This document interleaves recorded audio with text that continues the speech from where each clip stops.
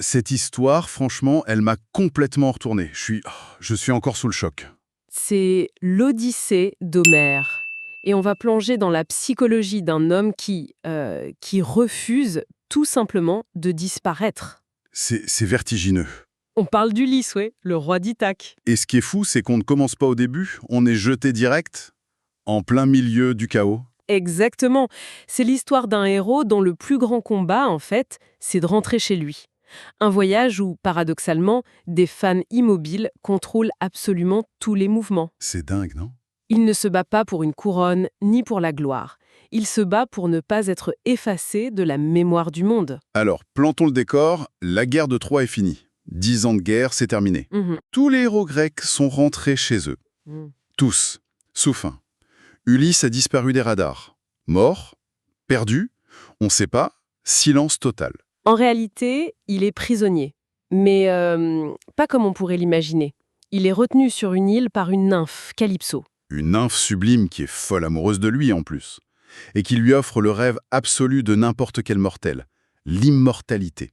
Ne plus jamais vieillir, ne plus jamais souffrir. Mais attends, il refuse?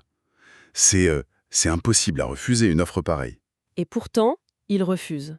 Chaque jour, il s'assoit sur la plage, il regarde la mer et il pleure. Tout ce qu'il veut, c'est de voir monter un jour les fumées de sa terre. Il choisit sa vie de mortel, avec la mort au bout, plutôt qu'une éternité sans son chez lui. C'est un choix fondamental sur ce que ça veut dire être humain. Pendant ce temps-là, à Ithaque, c'est l'anarchie.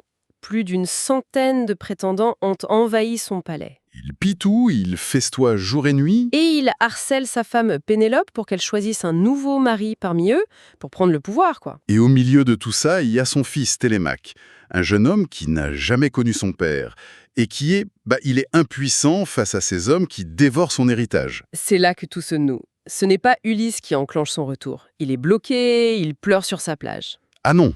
Alors qui? C'est sa femme, Pénélope. C'est elle le point d'ancrage de toute l'épopée. Comment ça? Qu'est-ce qu'elle fait? Elle met au point une ruse qui est devenue légendaire. Elle promet aux prétendants de choisir un mari dès qu'elle aura fini de tisser un linceul pour son beau-père Laërte. D'accord. Et donc le jour, devant tout le monde, elle tisse cette immense toile. Voilà. Mais la nuit, en secret, à la lueur des torches, elle défait tout ce qu'elle a fait dans la journée. Elle défait tout. Pendant 3 ans, elle fige le temps. Elle refuse le futur qu'on veut lui imposer. C'est incroyable. Ce n'est pas qu'une simple ruse, en fait. Ah non, c'est bien plus que ça. Le tissage, c'est la métaphore centrale du récit. Pénélope, depuis sa chambre, elle tisse un lien invisible mais indestructible, qui tire Ulysse à travers la mer. Et tu dis que d'autres femmes sont liées au tissage. Oui, Calypso, Circé, Hélène, la reine arrêtée, elles sont toutes liées au fil, au tissu. Elles sont immobiles, mais ce sont elles qui tissaient le destin des hommes qui s'agitent sur l'océan. Donc le voyage d'Ulysse, c'est comme le va-et-vient de la navette sur le métier à tisser. C'est Pénélope qui tire les ficelles, littéralement. C'est elle qui ourdit la trame de son retour, exactement. Bon, Ulysse finit par quitter l'île de Calypso. Il construit un radeau et il part. Mais son voyage, c'est pas une ligne droite vers la maison, hein. Non, c'est une plongée dans un autre monde, un monde de cauchemar. Chaque épreuve, c'est une menace directe pour son identité. On commence par quoi alors? D'abord, les lotophages. Ils mangent un fruit magique qui fait tout oublier. D'où tu viens, qui tu es. C'est la menace de l'amnésie. Puis le gros morceau, le cyclope Polyphème. Un géant sauvage. Un être qui ne connaît ni les lois, ni les dieux. Et surtout, il ne connaît pas le devoir sacré de l'hospitalité. Pour les Grecs, l'hospitalité, c'est tout. C'est la base de la civilisation. Exactement. Refuser d'accueillir un étranger, c'est une offense directe à Zeus. Le cyclope, lui, il dévore ses hôtes. Il est la négation de la civilisation. Il doit donc nier sa propre identité, devenir personne pour survivre. C'est ça. Ensuite, il y a la magicienne Circé qui transforme ses compagnons en porcs. Une autre façon de perdre son humanité, de n'être plus qu'un animal. Et puis, l'épreuve la plus célèbre, les sirènes. Leur chant est si beau, si envoûtant, qu'il pousse les marins à se fracasser sur les rochers. C'est la mort assurée. Mais Ulysse, lui, avec sa curiosité insatiable, il veut entendre ce chant. Oui, il veut tout savoir, tout expérimenter. Alors, il a un plan.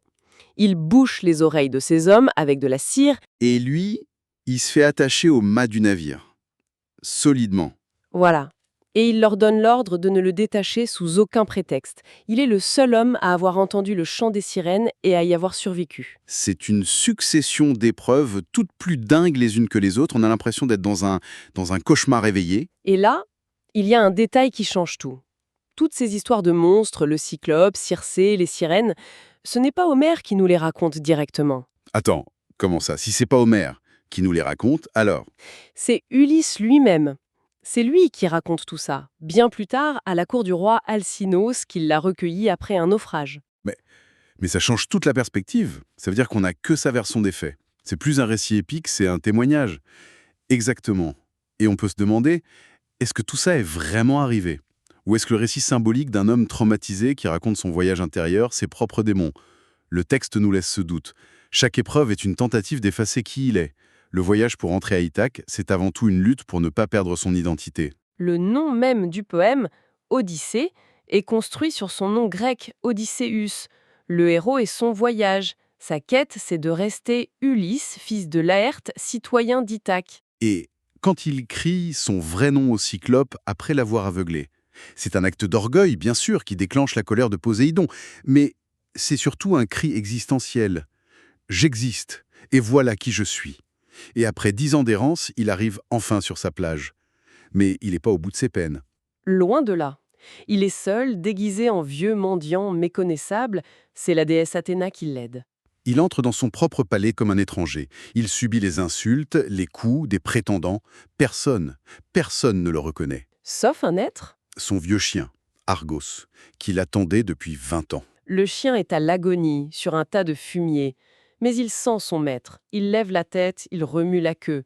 Et il meurt. C'est une des scènes les plus déchirantes de toute la littérature. Le combat final ne se joue plus contre des monstres, mais contre des hommes, chez lui. Il doit reconquérir sa maison, sa femme, sa vie. Et tout repose sur une dernière épreuve. Son vieil arc, que lui seul a la force de bander. Il le saisit. Sans effort, il le tend. La corde chante. La flèche traverse l'alignement des 12 haches. Un silence de mort tombe sur la salle. Le mendiant jette ses haillons. Et le massacre commence. Mais tuer les prétendants, ça suffit pas. Comment on se reconnecte à un monde qui a continué sans vous pendant 20 ans? Comment une femme peut reconnaître, dans ce vieil homme durci par la guerre, le jeune mari qui est parti? Pénélope est prudente. Elle ne se jette pas dans ses bras. Elle lui tend un dernier piège, une ultime ruse verbale. Un secret que seul le vrai Ulysse peut connaître. Le secret de leur lit conjugal. Construit dans le tronc d'un olivier vivant, impossible à déplacer. Et quand Ulysse s'emporte en décrivant ce secret, elle sait. Et il se retrouve enfin. C'est bon. Alors, il est rentré. L'Odyssée est terminée. Est-ce qu'elle est vraiment terminée, Ulysse? Une ancienne prophétie plane encore sur lui. Encore une. Après tout ça. Oui. Elle dit qu'il devra repartir un jour. Une rame sur l'épaule et marcher loin de la mer. Mais où ça? Pourquoi? Marcher jusqu'à rencontrer un peuple qui ne connaît pas le sel. Un peuple qui prendra sa rame pour un outil agricole. C'est seulement là qu'il pourra rentrer pour de bon. Comme si le destin de l'homme était de n'être jamais vraiment arrivé. Comme si le voyage ne se terminait jamais. Tiens, justement, ça me fait penser, j'ai une bonne nouvelle pour vous qui nous écoutez. Ce livre est disponible sur Audible et vous pouvez le récupérer gratuitement en cliquant sur le premier lien dans la description. L'idée, c'est vraiment des narrations très immersives. Une narration professionnelle, bien incarnée, ça change absolument tout. La personne ne fait pas que lire, elle interprète, elle donne vie au texte. Ah tiens, super, en plus de la vidéo, il y a un livre audio. Si on veut juste le livre, le lien pour récupérer votre livre audio se trouve dans la description de la vidéo. Si vous avez apprécié le contenu, n'hésitez pas à laisser un petit pouce en l'air et à vous abonner à notre chaîne YouTube pour ne rien manquer des prochaines vidéos. Pour ma part, je vous donne rendez-vous très bientôt pour une prochaine vidéo. En attendant, je vous souhaite une excellente fin de journée ou une agréable soirée et à très vite.